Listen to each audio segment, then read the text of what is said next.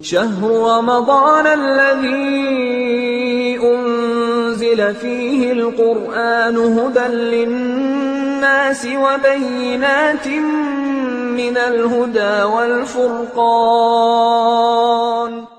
24ویں ماہ مبارک رمضان چند مطالبے آج کی دعا میں بھی ہیں۔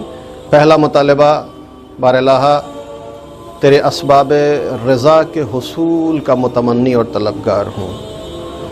ماہ مبارک رمضان کی دعاؤں میں مسلسل خدا کی رضا کے حصول کا مطالبہ اور اس کی تکرار کی جا رہی ہے۔ پالنے والے تیری رضا چاہتا ہوں، تیری مرضی اور تیری خوشنودی کا طلبگار ہوں۔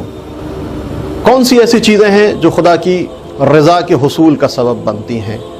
جناب موسیٰ کوہ طور پر خدا سے گفتگو ہو رہی ہے۔ موسیٰ کلیم اللہ ہیں، خدا سے محو گفتگو ہیں، آواز قدرت آتی ہے۔ موسیٰ میں نے 5 چیزوں کو 5 چیزوں میں رکھا ہے، لیکن لوگ ان 5 چیزوں کو کہیں اور تلاش کرتے ہیں۔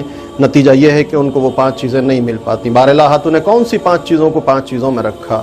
موسیٰ میں نے سکون کو آخرت میں رکھا، لوگ اسے دنیا میں تلاش کرتے ہیں۔ موسیٰ میں نے علم کو سختیوں میں رکھا، لوگ اسے آرام طلبی اور راحت طلبی میں تلاش کرتے ہیں۔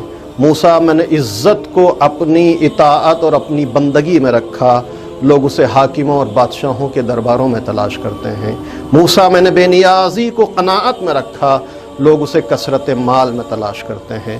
اور موسیٰ میں نے اپنی رضا، اپنی خوشنودی، اپنی مرضی کو خواہشات نفس کی مخالفت میں رکھا، لوگ اسے پیروی خواہشات میں تلاش کرتے ہیں۔ اگر انسان چاہتا ہے کہ اس ماہ مبارک رمضان میں خدا کی مرضی، اس کی خوشنودی، اس کی رضا اس کو حاصل ہو، تو ضروری ہے کہ اپنے نفس کی خواہشات کی مخالفت کرے۔ انسان جب خواہشات نفس کی مخالفت کرے گا تو اسباب رضا کے حصول کا یہ چیز سبب بنے گی، اور یہی چیز سبب بنے گی کہ وہ چیزیں جو خدا کو ناراض کرتی ہیں انسان اس سے دوری اختیار کرتا چلا جائے گا اور خدا کے غضب اور خدا کے غصے سے خود کو بچائے گا۔